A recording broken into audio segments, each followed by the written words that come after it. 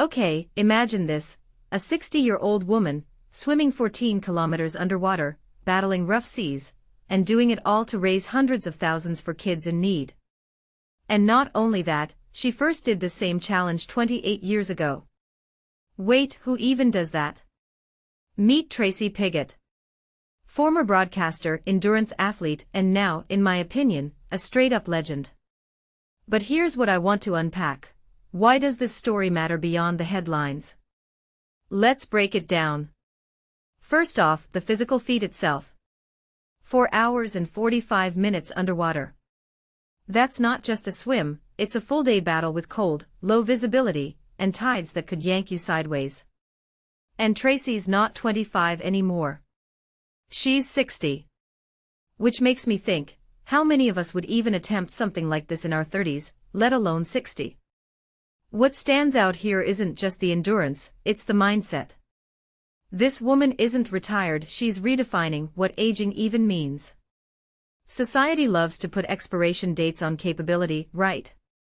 Like, oh, you're over 40. Time to slow down. But Tracy's out here slapping a giant middle finger at that narrative. Now, the charity angle. She's raising money for Sensational Kids, a group providing therapies for children with neurological and developmental challenges. The goal? €500,000. That's not chump change. It's about removing financial barriers for families stuck in the brutal cycle of needing specialized care but lacking resources. But here's the deeper layer. Tracy didn't just write a check. She put her body on the line. And that's where the real impact kicks in.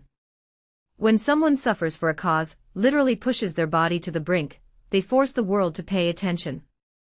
It's not just fundraising, it's a spectacle of empathy. And let's talk about the team. Tracy mentions Dara Bailey, a 7th-generation fisherman, and the Boyne fisherman's crew. Solo swims aren't actually solo, right? They're a symphony of support.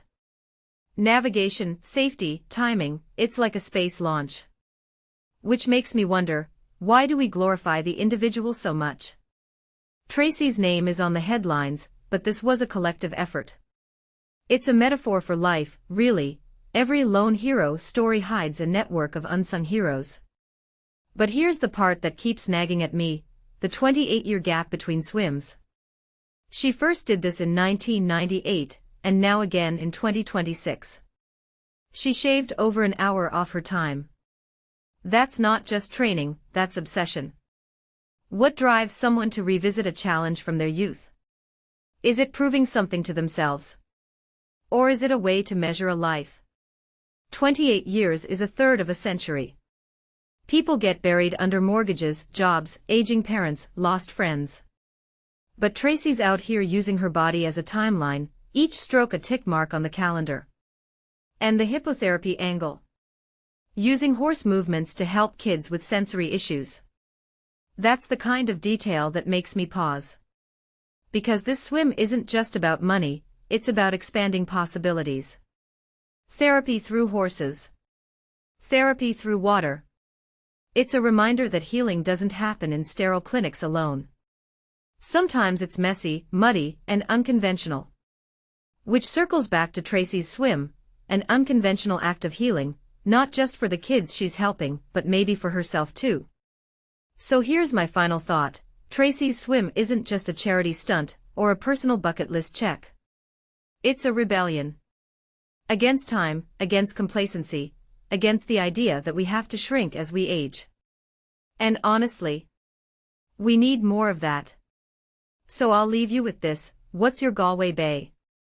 What's the thing that, if you tackled it head-on, would redefine what you think you're capable of? Let me know in the comments. And if you found this breakdown insightful, smash that like button. Because stories like Tracy's aren't just about one person, they're blueprints for living without limits.